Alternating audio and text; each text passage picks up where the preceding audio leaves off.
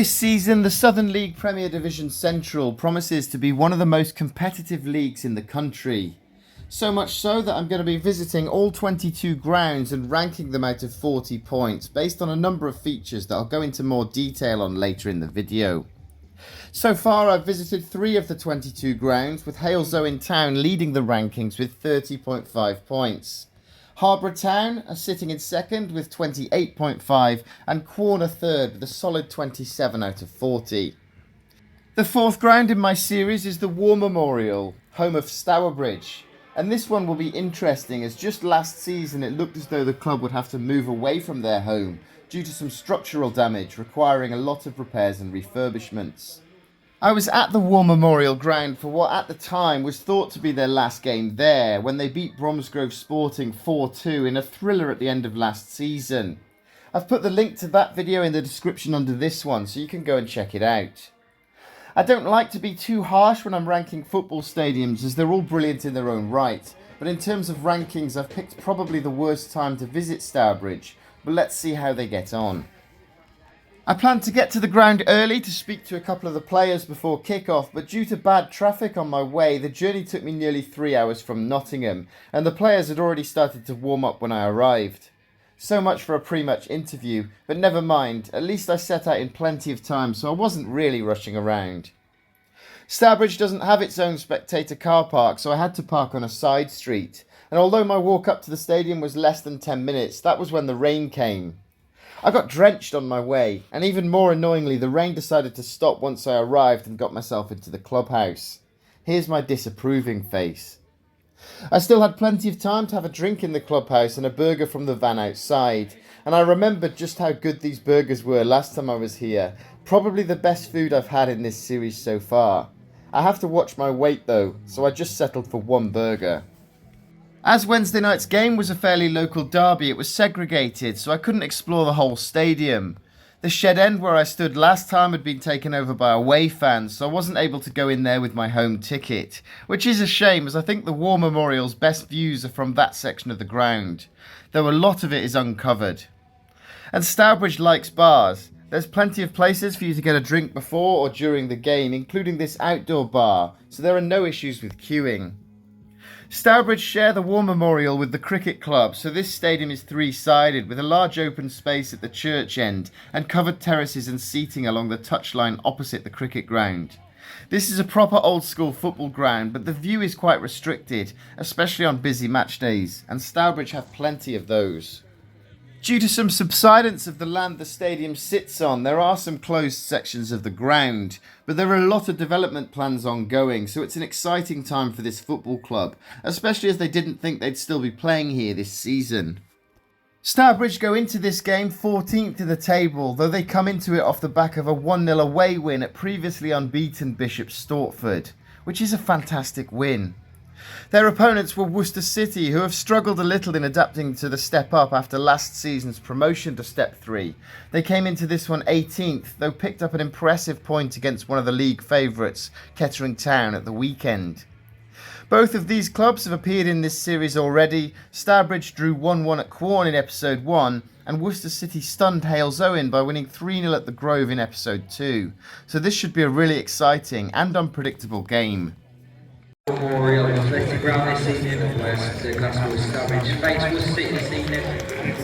All right lineups for this evening: number 1, Harley for Worcester City, Harley, number 1, Harley Leicester Drives, number 2, Shane Hart, number 3, Jordan, number 4.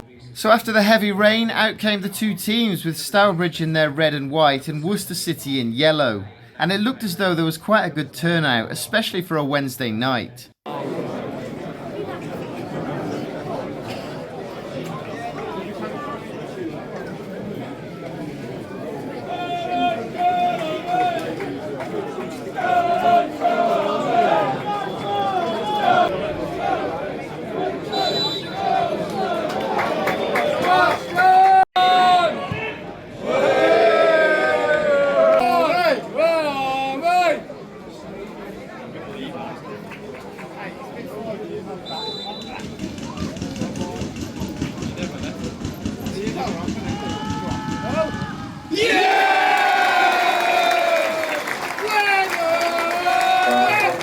Number 10, Jazz Abbey.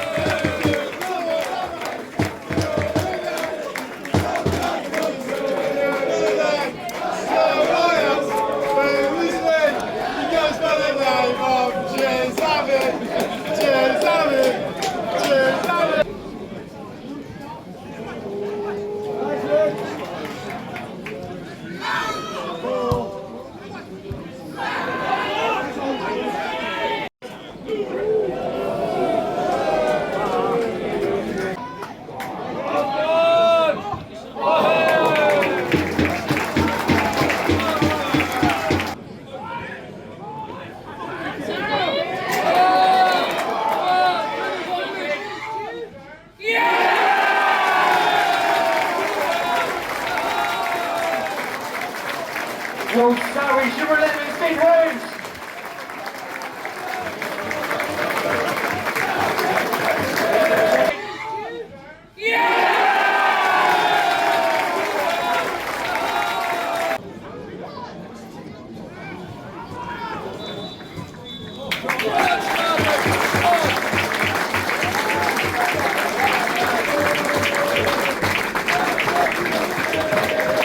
Half-time, Stourbridge 2, Worcester City 0, in a first half that saw the home side dominate.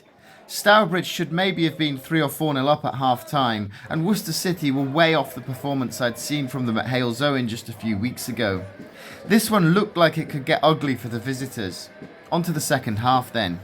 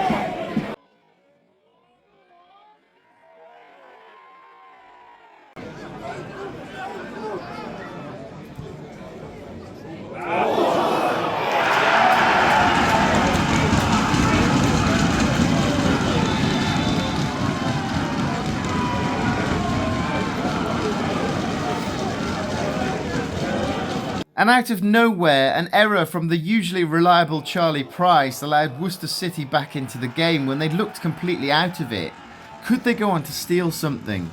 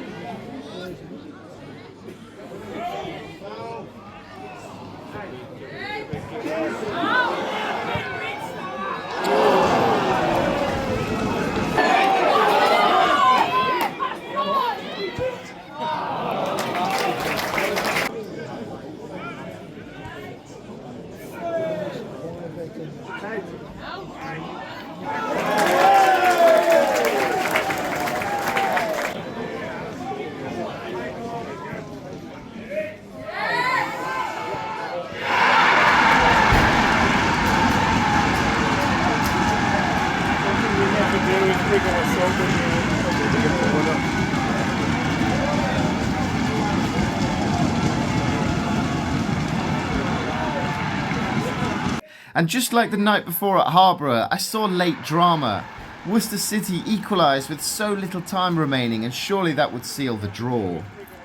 Full time, Stourbridge 2, Worcester City 2. And how did the home side let this one get away from them? Chris Corns and Worcester City will be delighted with this one.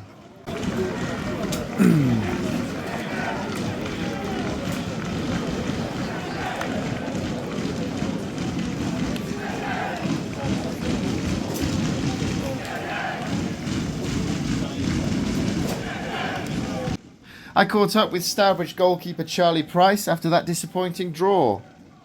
So I'm here with Stourbridge goalkeeper and captain Charlie Price.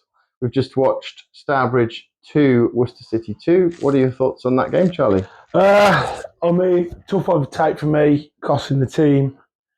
Obviously, I've done a few of these and obviously mistakes happen. A bit gutted at the moment, obviously straight after the game, but it kind of is part and parcel of being a goalkeeper. But all I can say is just literally hold your hands up and it is what it is. And hopefully I won't make many more of those going forward. And I think at 2-0 at half time, it looked like you were in total control of the game. It looked like the Worcester hadn't turned up. And then suddenly, mistake, they're back in the game. And then all of a sudden, it's a different game, isn't it? Yeah, look, that's football. Obviously, I'm a grown adult. Played enough games to know that that's what happens. 2-0's a dodgy scoreline, and they give them a goal like I did. It's obviously going to come back, and if it does, nearly got away with it, very nearly got away with it. But it is what it is. As I say, it's a point.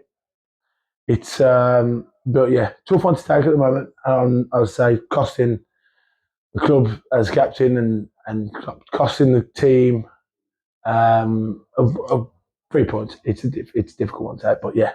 So it is what it is. And obviously, before today, how would you rank Stourbridge's start to the season? I know you've missed a fair bit of it, haven't you? That's true, mate. And I'm sure the gaffer's happy with the way we started. Obviously, got an injury in the first game, not ideal. But young lad Stan come in and did really well. And credit to him, he's gone into step above, which he fully deserves. But as a whole, it's a young side going forward. Are we happy? Yes, we are. Can we push on? We know we can. We feel like we've played some good sides in this league with good budgets and we're competing. And it's just that last literally 90 plus minutes we've conceded a lot of goals and we also scored one on Saturday.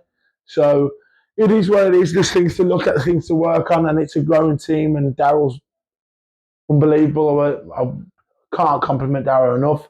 The team he's got around him, but yeah, I'm really happy with the start we've made, and hopefully we stick this behind us. Especially me, I put this behind me, and going forward, hopefully it's more of a positive one on my behalf. And you got a bit of a break from the league now because it's FA Cup action at the weekend. Sutton Coldfield away, yes. I believe. How are you feeling ahead of that one? Coldfield away. Luckily, on a personal point, there's a game pretty quickly, so I could try and hopefully put this one behind me. But no, they're a good side. We had them. Gaffer went down and watched the replay that they played in, and it's local again. It's another local derby, really. It's only 20 minutes, half an hour up the road. So be competitive. We know that league is competitive, so we look forward to it, and hopefully we come away unbeaten in this week's worth of football. We are unbeaten. Would we have took 4 points being away and at home? I think we would have done. Obviously, 6 points sounds better, but obviously things aren't meant to be in football, and that's football at the end of the day. But yeah, we look forward to Saturday. Hopefully I can rewrite my wrongs and we can take it from there. Thanks for coming on, Charlie. No Appreciate problem at all. No worries. Just got back from Stourbridge. That was a really long evening. The traffic was so bad when I set out. It took me almost 3 hours to get from Nottingham to Stourbridge, which is a trip that would usually take an hour and a half. Really bad. The weather was horrendous when I got there. I pulled up on a side street near the stadium, and the rain just hammered it down until I got to the ground. Until I was undercover, it rained really heavily. And I think the rain probably did affect the game a little bit. It was quite a scrappy first half. Worcester City didn't turn up really in the first half. Stourbridge 2-0 up at half time and cruising. I thought it was going to be about 4 or 5. I thought Stourbridge looked like they were going to score every time they went forward. Unfortunately for Charlie Price, who I interviewed, he made a mistake to bring Worcester back into the game, which made it 2-1. And then Worcester City pushed on from there, and credit to them. They sensed that they could get something from the game. With almost like I saw last night with Harbour and Quorn, almost the last kick of the game was a game-changing moment with Worcester City equalising. And it finished Stourbridge 2, Worcester City 2. Not the best game for a 2-2 draw. Fairly entertaining second half. Second half was much better than the first, I thought, like with the teams going for it. Stourbridge should have won that game, really, but fair play, Worcester City getting a point there. Remember to subscribe, guys, and leave your comments below what you thought of that game. Also, let me know if you attended it. I really appreciate Charlie taking the time to give me an interview, especially given how he must have been feeling after that game. And I can almost guarantee he's the only person putting the blame on him after that result. So after that draw, both teams move up the league table, with Stourbridge moving to 11th and Worcester City now 16th. But as I keep saying, there's a very long way to go. Are you enjoying this series so far? Make sure you're subscribed so you don't miss the next episode. And how about these rankings then? Each club will be ranked out of 5 based on atmosphere, playing surface, food, facilities, view and accessibility, with a further mark out of 10 given from my experience overall. So the total points available is 40. How will Stourbridge do here? Let's talk about the atmosphere first, and while the War Memorial is probably going to be one of the better stadiums on this list in terms of atmosphere, I do have to say, perhaps controversially, that it falls a little short of the Grove in that department.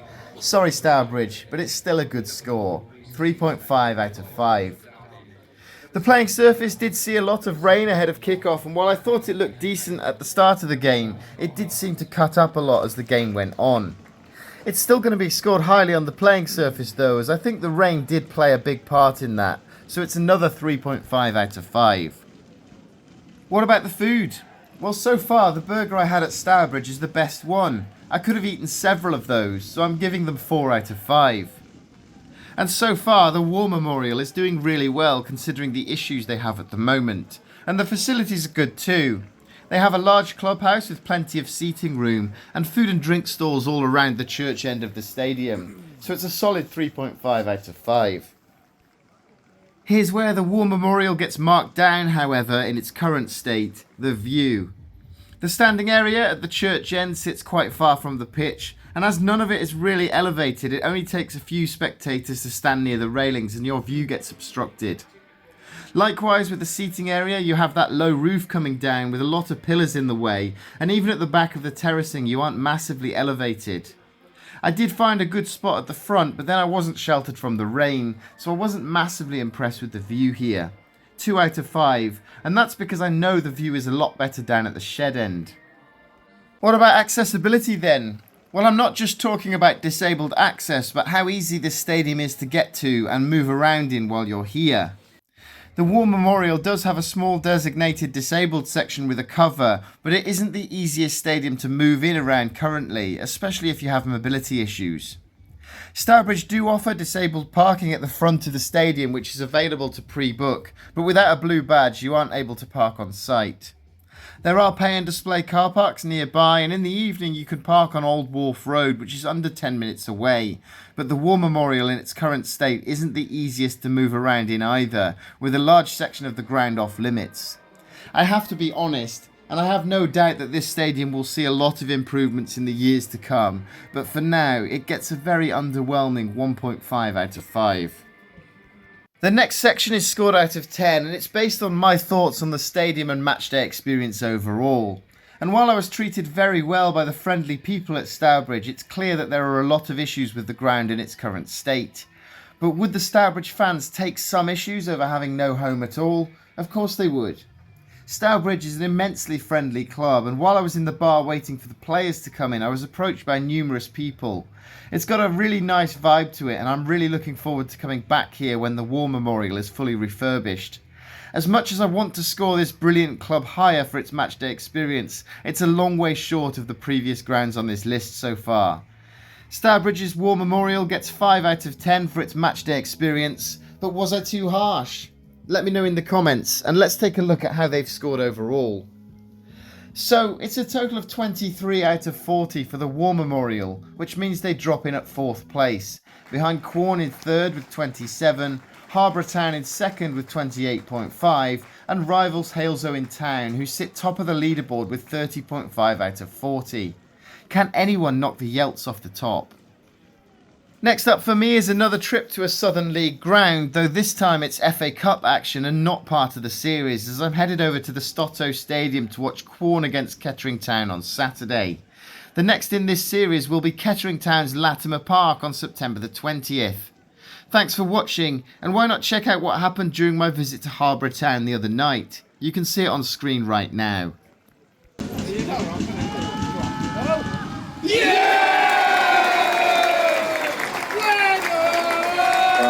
Stourbridge, North End, Jazz Abbey.